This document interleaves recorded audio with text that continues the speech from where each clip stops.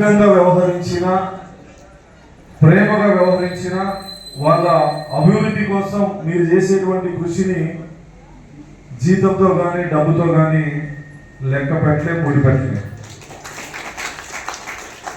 అనేక కష్టాలున్నా, కుటుంబ పరంగా కావచ్చు, ఆర్థిక పరంగా కావచ్చు, అనేక కష్టాలున్నా స్కూల్లోకి వచ్చిన తర్వాత, వ్యక్తిగత జీవితాల్లో అయినా స్కూల్లోకి వచ్చిన తర్వాత అవన్నీ మర్చిపోయి మీ బాధ్యతని మీరు నిర్వహించేటువంటి క్రమంలో ఉపాధ్యాయ వృత్తి కాకుండా మరొక వృత్తిని ఇట్లా చూడలేదు.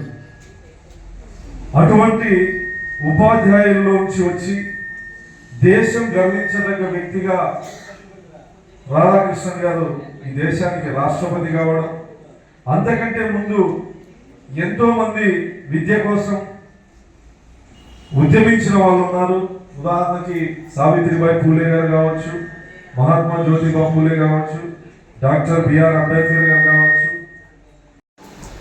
కన్న బిడ్డలు ప్రయోజకులు కాకపోయినా శిష్యులు ప్రయోజకులైతే గర్వపడేది ఒక టీచర్ మాత్రమే.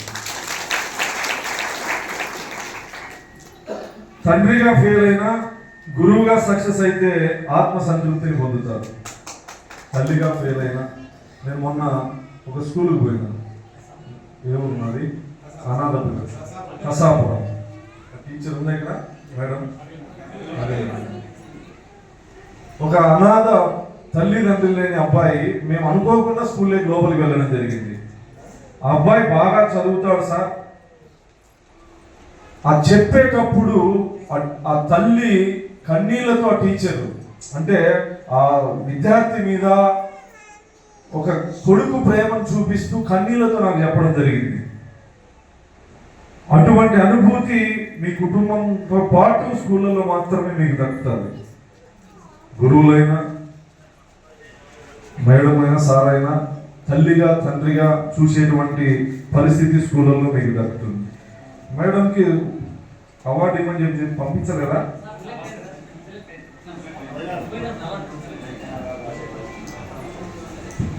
ఈ రాష్ట్రంలో, 2 రాష్ట్రాల్లో చంద్రబాబు నాయుడు గారిని ఓడించే ప్రక్రియ కూడా మీరు చేశారు. గతంలో మోసపోయినారు. మీరందరూ గురువులు. సిపిఎస్ రద్దు అనేది ఎవరి చేతుల్లో ఉంటుంది? వారంలో ఎట్లా సాధ్యమవుతుంది అనుకుంటుంది? మోసపోయేదానికి కూడా అర్హత ఉంటుంది కదా సోదరా. వారంలో ఆయన తీసేస్తారన్న వారంలో అంటే ఎట్లా నమ్ముతుంది? ఇదేమన్నా వివేకానంద రెడ్డి గొడ్డలే పక్కన క్లోజ్ చేయడానికి సిపిఎస్ అమ్మా. మా శ్రీనివాసమూర్తి గారు చెప్పినట్లు గత 5 సంవత్సరాల్లో కరోనా సమయంలో వైన్ షాపుల దగ్గర, స్కూళ్ళల్లో బాత్రూముల దగ్గర, మరి అన్నగారు బాగా జోబెల్గా చెప్పారు, జగన్కి ఏమన్నా గురువుల మీద కక్ష ఉన్నదా? కక్ష సాధింపు చర్యల్లో భాగంగా బాత్రూముల దగ్గర పెట్టినారా? కక్ష సాధింపు చర్యల్లో భాగంగా వైన్ షాపులు. ఎంత దారుణం అది! మందు కొనుక్కునేకి వచ్చే శిష్యుడు, గురువు ఇద్దరు ఒకటైపోయింది. అంటే గురువుల్ని ఎవరైనా, ఏ ముఖ్యమంత్రి అయినా, ప్రధానమంత్రి అయినా, రాష్ట్రపతులైనా, ఎవరైనా గురువుల్ని గౌరవించాల్సిందే. అటువంటి గురువుల్ని రోడ్డు మీద అవమానపరిచినటువంటి ముఖ్యమంత్రులు దేశంలో ఎవరైనా ఉన్నారంటే వాళ్ళ ముఖ్యమంత్రి. మళ్ళీ చంద్రబాబు మళ్ళీ అక్కడ గౌరవించబడతా ఉన్నారు.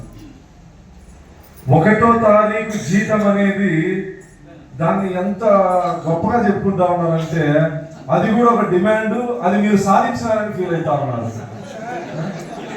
1వ తారీఖు అమ్మాయి కూడా, టీచర్ ఇందాక చెప్పిన అమ్మాయి కూడా అవే కష్టాలు చెప్పింది.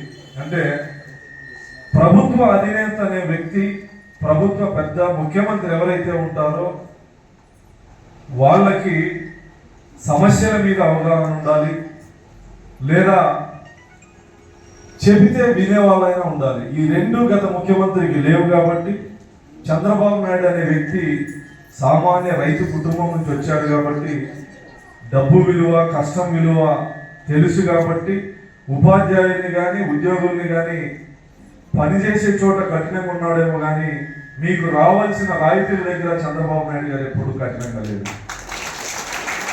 ఇందాక మిత్రుడు చెప్తాను, అన్ని డిఎస్సీలు చంద్రబాబు గారు ఇచ్చారు. చంద్రబాబు గారికి మీరు ఇచ్చిన గిఫ్ట్ కూడా ఇప్పుడు అర్థమవుతుంది ఎవరు తింటాను ఎవరు పరుగుతాను అని. త్వరలో కన్నడ కూడా మాట్లాడతా. అంటే లాంగ్వేజ్ అనేది చదువు అనేది లేకపోతే నిజంగా వింత పశువే. అవి పెద్దలు ఎందుకు చెప్పినారో అర్థం చేసుకోవడానికి ఆ వయసులో మీరు చెప్పేటప్పుడు విద్యార్థులకు అర్థం కాదు, కానీ కాలక్రమేణా ఖచ్చితంగా అర్థమవుతుంది. స్కూల్లో చెప్పేటువంటి ప్రతి మాట, మీరు చెప్పేటువంటి ప్రతి మాట జీవితంలో ఆ విద్యార్థికి ఏదో ఒక సందర్భంలో గుర్తొస్తుంది. సమాజాన్ని ప్రజల్ని అనేకమైన ఇబ్బందులకు అధికారం అడ్డుపెట్టుకు గురి చేసినటువంటి వ్యక్తి మళ్ళీ తాను చేసినటువంటి తప్పును తెలుసుకొని పశ్చాత్తాపం చెంది ముఖ్యమంత్రి కలిసి మళ్ళీ రావాలని వచ్చినాడు. ఆ రోజు ముఖ్యమంత్రి గారు అపాయింట్మెంట్ దొరికి ఎవరు ముఖ్యమంత్రి గారు చెప్పడానికి ధైర్యం చేయలేదు. ఈయన వచ్చినాడు సార్ కూర్చోవాలని చెప్పేదే లేదు. నాకేం అధికారం శాశ్వత. సో మనం గుర్తుపెట్టుకుంటే చాలా. సో ఇంకా గురు పూజోత్సవ శుభాకాంక్షలు. గురు బ్రహ్మ గురు విష్ణు గురుదేవో మహేశ్వర గురు సాక్షాత్ పరబ్రహ్మ తస్మై శ్రీ గురువే నమః. ఇవంతా మీరు చెప్పింటా, నేను చెప్పాల్సిన అవసరమే లేదు, ఒకరు గుర్తు చేసినాను అంతే. సో బ్రహ్మ విష్ణు మహేశ్వరుని గురు ద్వారా మనం చూస్తున్నాం. బ్రహ్మ విష్ణు మహేశ్వరుని చరిత్రలో చదివినాం, బుక్కులో చూసినాం, ఫోటోలో చూసినాం, సినిమాలో చూసినాం, కానీ మేము కాదు మనం చూస్తున్నాం అన్నమాట. సో ఆ బ్రహ్మ విష్ణు మహేశ్వర పాత్ర మీరు పోషించినప్పుడు మీరు సమాజానికి ఏ విధంగా ఉండాలో దయచేసి మనమంతా ఆలోచించాలి. సమాజం ఈరోజు అభివృద్ధి చెందుతున్న మంచి క్రమశిక్షణ ఉంటుందంటే గురువులే పునాది రాడు. సంవత్సరాలు ఎమర్జెన్సీ ఉన్నట్ట. 70 ఏళ్ళలో ఇందిరాగాంధీ ఎమర్జెన్సీ పెట్టి సంవత్సరం 2 ఏళ్ళు పెట్టి ఎంత ఇబ్బంది అయిందో అంత ఇబ్బంది అయిందన్నమాట. నిజమే కదా? మీకు 5 సంవత్సరాలు ఎమర్జెన్సీనే.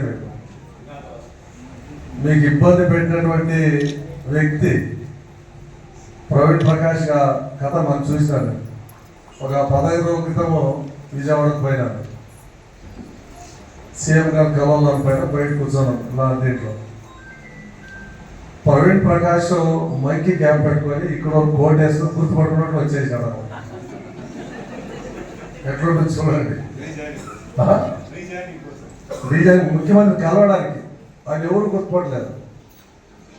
వచ్చి సీఎం గారు సెక్రటరీ దగ్గర కూర్చోండి, సెక్రటరీ కూడా ఫస్ట్ గుర్తుపట్టలేదంట. ఎవరు బాగా చూసి ప్రోగ్రాం లేచి వచ్చేసాడు బయటికి. ఏదో ప్రవీణ్ ప్రకాష్ నా చెంబలో కూర్చొని మళ్ళీ ముఖ్యమంత్రి తెలిసి ఏమవుతుందో అన్న పరిస్థితి బయటకు వచ్చేసి చెప్తున్నాడు. సార్ ప్రవీణ్ ప్రకాష్ వచ్చినట్టు చూసినాడు. నేను చూడలేదు కదా, రాజీనామా చేసి వెళ్ళిపోయినంటే మా అమ్మాయి పై చూస్తే మంకీ క్యాప్ 2 కళ్ళు కనబడుతుంది.